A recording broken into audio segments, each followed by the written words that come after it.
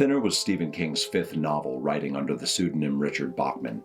Up to this point, the Bachman books were a vehicle King used for social commentary, for criticizing capitalism, institutional power, class divides, and societal injustices. And he doesn't abandon Bachman's brand of barely concealed populist advocacy in Thinner. Quite the contrary, in fact.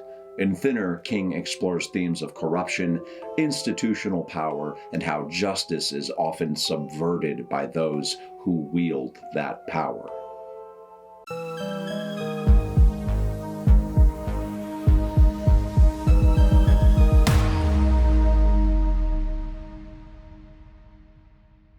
Hi there, I'm your host, Mr. Doyle, and this is a great undertaking. This is the first of two videos in the Thinner series. This video is for the novel, which was published in 1984, and next week I'll be taking a look at what I can only assume will be one god-awful shaft-wort of a movie adaptation that was released in 1996. I'm fairly certain I've seen this movie before, but I have no memory of it. Presumably because my subconscious mind refused to make room for such a waste of brain cells. But that's for next week, Mr. Doyle, to deal with. For now, let's take a closer look at the story of Thinner itself and what inspired King by way of Richard Bachman to write the story. Before we get started, I want to mention that I will be using the word gypsy on occasion throughout this video. From what I understand, the term can be considered a racial slur when used inappropriately. However, the Romany gypsies are an ethnic group, and that's what they call themselves, and that's who we will be talking about in this video. So don't cancel me, please. Gypsy can be used as a slur, but that's not the only way it can be used. Think of it like the word Jew or even black. While both can be used as a slur, it's all about tone and context. But for real, please don't cancel me. Thanks in advance. Thinner, a brief summary. Billy Halleck, good husband, loving father, lives in Connecticut and practices law in New York City. He is both a beneficiary and victim of the American good life. He has an expensive home, a nice family, and a rewarding job.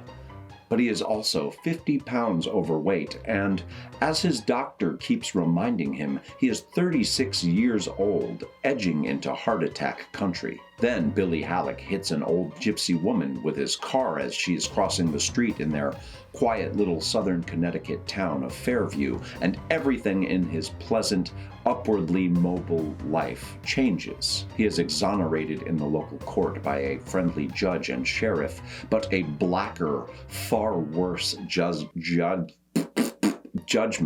has been passed on him nevertheless. Billy Halleck begins losing weight. He is pleased at first, then worried, and finally terrified. He can't stop it. He eats and eats, but the weight flies off. This is a novel of unrelenting terror and growing horror. It is also a nightmarish allegory about what lies beyond the limits of prosperous American complacency and where the responsibilities of human actions ultimately lie.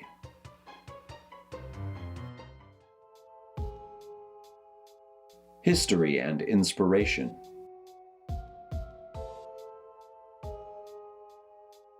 Every now and then, when researching a story, I don't have to look any further than King's own website to find out just what it was that inspired him to write a story. The following statement comes directly from StephenKing.com, and it reads as follows. I used to weigh 236 pounds, and I smoked heavily. I went to see the doctor, and he told me, "Listen, man, your triglycerides are really high. In case you haven't noticed it, you've entered into heart attack country." I use that line in the book. He told me that I should quit smoking and lose some weight. I spent a very angry weekend off by myself. I thought about it and how awful they were to make me do all these terrible things to save my life. I did lose the weight and pretty much quit smoking.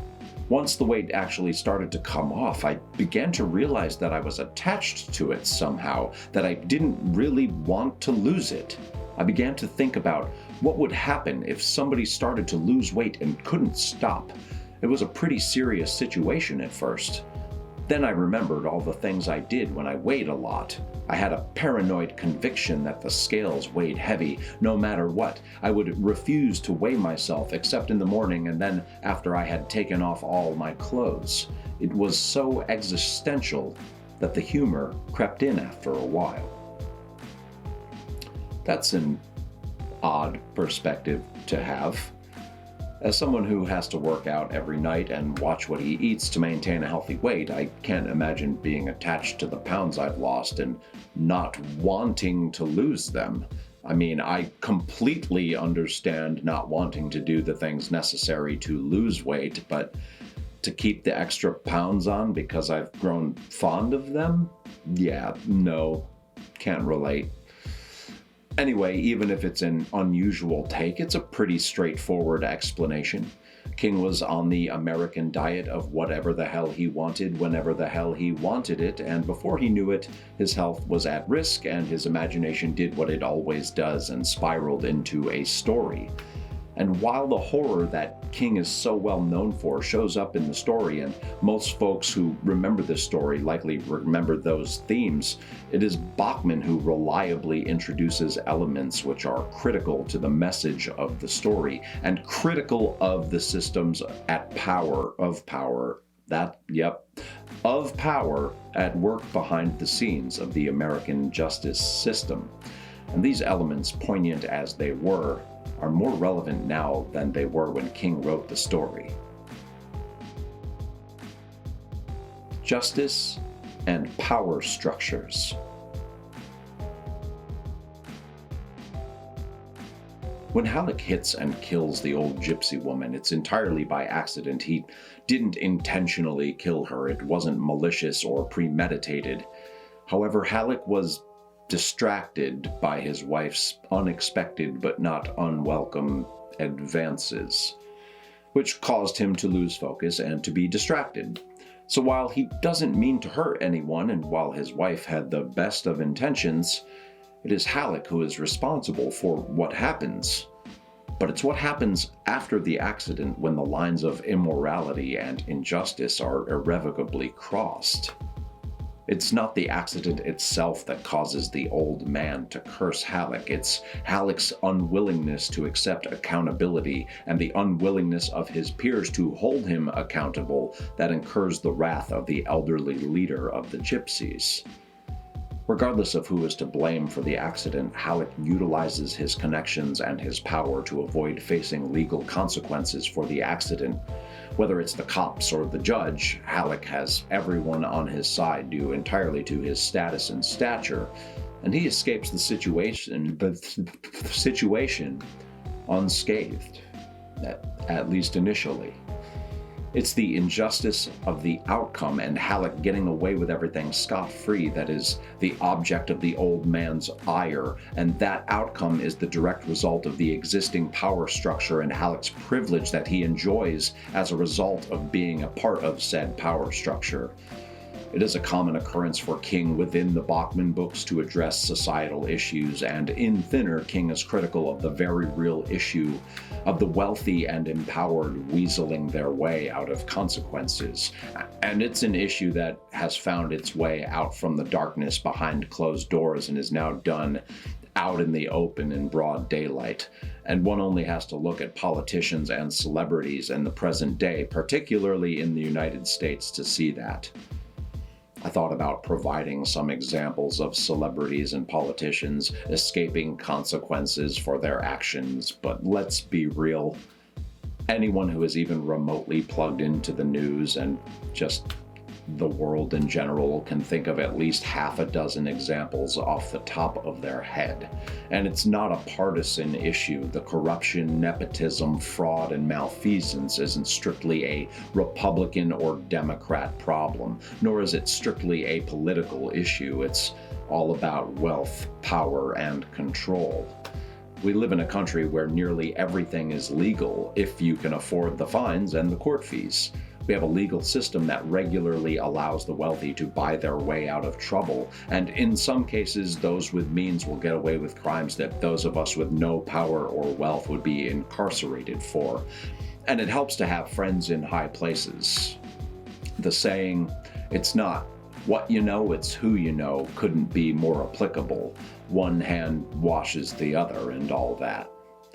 This story made me think of something the late great George Carlin once said in a rant about education, power, and control, and how the powers that be own our country, our economy, our government, and us. Carlin said, quote, "It's a big club, and you ain't in it. You and I are not in the big club." If you haven't heard that particular Carlin tangent, I've left a link below for anyone interested.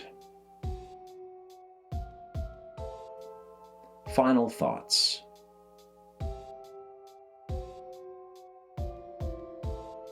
Well, I just got to this part of the script and it's blank. I did not finish the script. I thought I had finished it a few days ago. Clearly I did not. Anyway, oh boy, I am so bad at this off the top of your head shit. In Thinner, Stephen King does what he always does with the BACHMAN books and makes it more culturally relevant. The focus, while seemingly on the horror and terror elements, for me, is always about these underlying systemic issues that King, or BACHMAN rather, brings to light.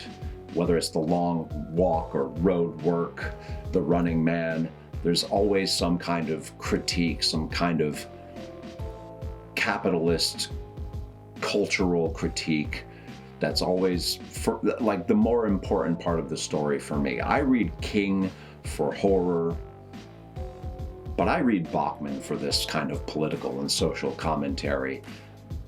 I've said it a few times on this channel before, but I am pretty lefty. I'm entirely lefty. I wouldn't say I'm full commie or anything like that, but I really enjoy these BACHMAN books that are almost always filled with some kind of critique of power. And yeah, again, forgot to finish the script, so I guess I'll wrap it up now. Next week, I'll be taking a look at the Thinner movie adaptation. I watched someone else's review about the movie just to see whether or not it was going to be terrible, and it looks like it's going to be really, really, really, really awful. So, hooray!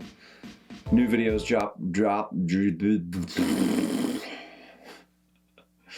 New videos drop on this channel every Saturday at 10 a.m. Eastern Standard Time, so you can do it, put your back into it, and click the subscriber bell, and you'll get notifications. Did I use that one already? Whatever. Okay, goodbye. Be sure to click like and subscribe to the channel for my continued analysis of all things Stephen King, pretty pleased with blood and guts on top. My name is Mr. Doyle, and this has been a great undertaking.